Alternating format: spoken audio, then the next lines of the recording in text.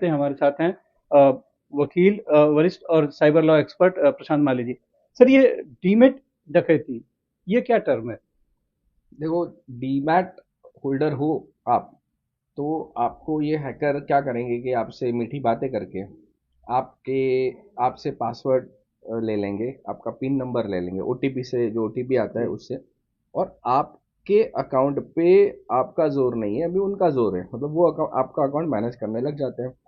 फिर आपके अकाउंट से शेयर्स जो होंगे वो बेच देंगे, कम पैसे में बेच देंगे, दूसरे अकाउंट से उसे खरीद लेंगे। इस तरीके से आपका जो हार्ड एंड मनी रहता है, मतलब आपका 10 लाख का शेयर है वो 5 लाख में बेच देंगे, तो 5 लाख वो नफा वहां से कमाएंगे। कई बार तो इससे ऑप्शंस फ्यूचर्स की खरीदी करते हैं, और फिर उससे जो पैसा आता है वो अपने पास कोई और स्टॉक लेके अपने अपने पास इन लोग रख लेते हैं।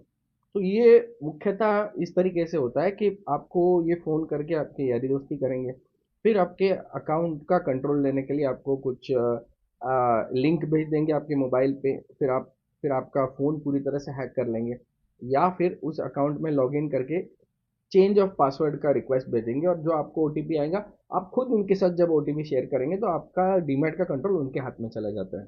तो इसके बाद क्या होता है कि देखिए, बहुत ही नाजुक स्थिति हो जाती है, क्योंकि जो स्टॉक ब्रोकर होता है और जो डीमैट अकाउंट की सुविधा प्रोवाइड करने वाले जो आईएसपी होता है, दोनों ही हाथ खड़ा कर लेते हैं, क्योंकि ओटीपी भी आपने ही शेयर किया था, पासवर्ड भी आपने शेयर किया था, तो आपका ग्रॉस नेग्लिजेंस माना जाता है।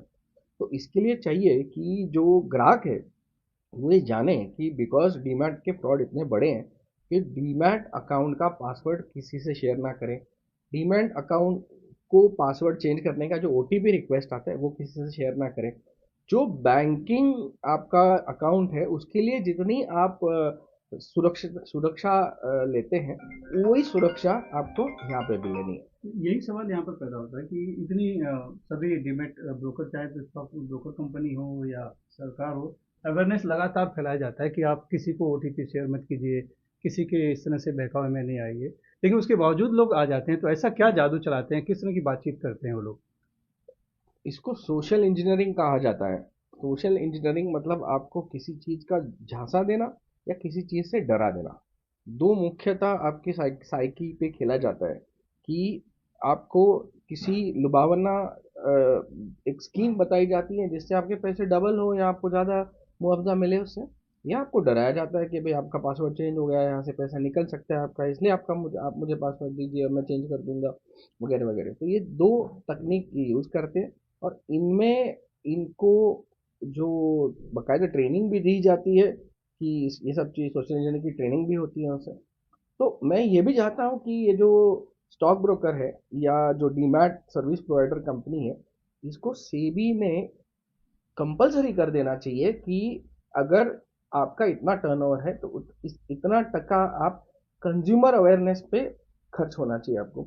और बिकॉज ये लॉकडाउन के बाद से डीमैट अकाउंट्स में 3 टाइम्स ग्रोथ हुई है, तो इसमें अवेयरनेस भी उतना होना चाहिए, बिकॉज जो, और वो वर्नाकुलर लैंग्वेज में होना चाहिए, क्योंकि कई बार आप हिंदी भाषी, मराठी भाषी, गुजराती भाषी स्टॉक इसमें होते हैं, लेकिन जो ऐप होता है वो इंग्लिश में होता है, जो मैसेजेस आते हैं वो इंग्लिश में आते हैं। उनको सिर्फ आंकड़े समझ में आते हैं, क्योंकि आंकड़ों में ज़्यादा फेरफार नहीं होता, तो आंकड़ों के हिसाब से वो ऐप में काम कर रहे होते हैं, लेकिन मैसेजेस समझ नहीं पाते। तो इनको एजुकेट करना, इनको consumer awareness on cyber frauds, online frauds, demat की जो दरोडेखोरी है उसमें जब तक ये नहीं करेंगे तब तक ऐसे फ्रॉड होते रहेंगे। धन्यवाद। स्वाभाविक तौर पर ऑनलाइन एक सहूलियत है,